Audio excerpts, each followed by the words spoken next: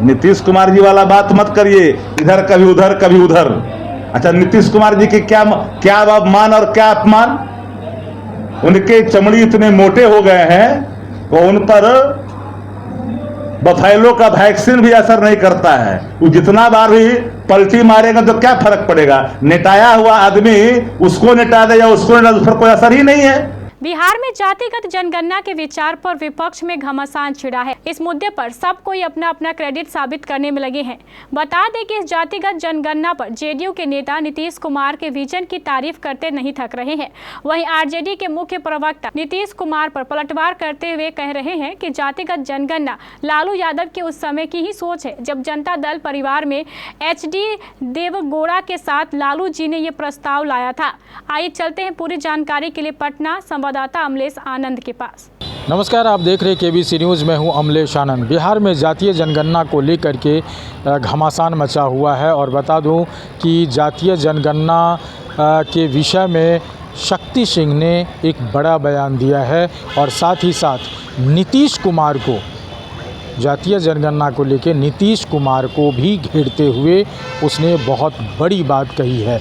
बता दें कि सबसे पहले तो ये समझिए कि जातीय जनगणना को लेकर वो क्या रहे हैं।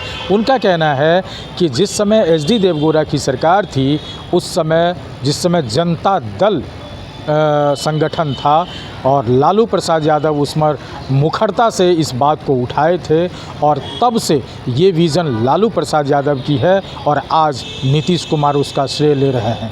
और उस बात पर उन्होंने एक बड़ी बात कही है कि नीतीश कुमार को समझ में ही नहीं आता है उनकी चमड़ी किस तरह की है जो बफेलो यानी भैंस का भी इंजेक्शन उस पर असर नहीं करता।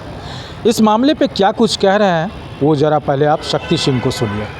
हम सबकी बात करते हैं। जाति गणना से जिन लोगों को परेशानी हुआ जरा उनको पूछिए।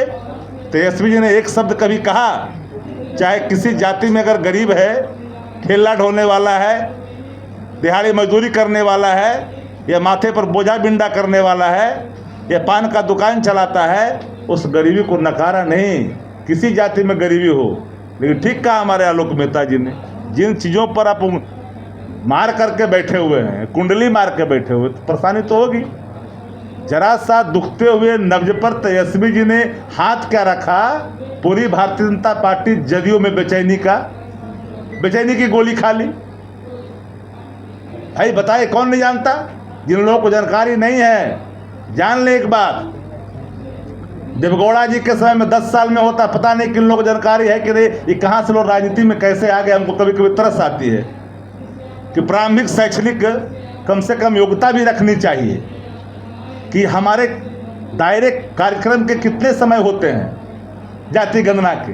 तो गणना का समय जब देवगौड़ा के समय में आदरणीय लालू प्रसाद जी देश के राष्ट्रीय जनता दल के अध्यक्ष थे, जनता दल के अध्यक्ष थे। उस समय 3 राज्यों में हमारी सरकार थी जनता दल की। देवगौड़ा जी के बाद गुजराल साहब प्राइम मिनिस्टर हुए। देवगौड़ा जी के कार्यकाल में विदेश मंत्री थे गुजराल साहब। जानकारी जिनको नहीं है जानकारी प्राप्त कर ले। उस समय जब हुआ देवगौड़ा जी की सरकार जाने के बाद 2001 में होना था, वाजपेयी जी की सरकार थी, क्यों नहीं हुआ? नीतीश कुमार कैबिनेट में थे, क्यों नहीं हुआ? फिर 9 के बाद होना था। तो 9 के जब बाद होना था तो आदरणीय लालू प्रसाद जी सत्ता से बाहर होने के बावजूद भी बाहरी समर्थन था यूपीए गवर्नमेंट को। पार्लियामेंट के अंदर में फिर भी 5000 करोड़ का बजट बंद करवाया। किसके लिए? जाति गणना के लिए। किसने छिपाया जाति जी? शैक्षणिक आर्थिक सामाजिक स्थितियों का प्रकाशन हुआ। मरहूम वित्त मंत्री तत्कालीन जेटली साहब देश को बताया, सब लोग को रोंगटे खड़े हो गए, रोमे खड़े हो गए। 51% दिहाड़ी मजदूर, ये कौन लोग है? ये कौन लोग है जो है भीख मांग के खा रहा है?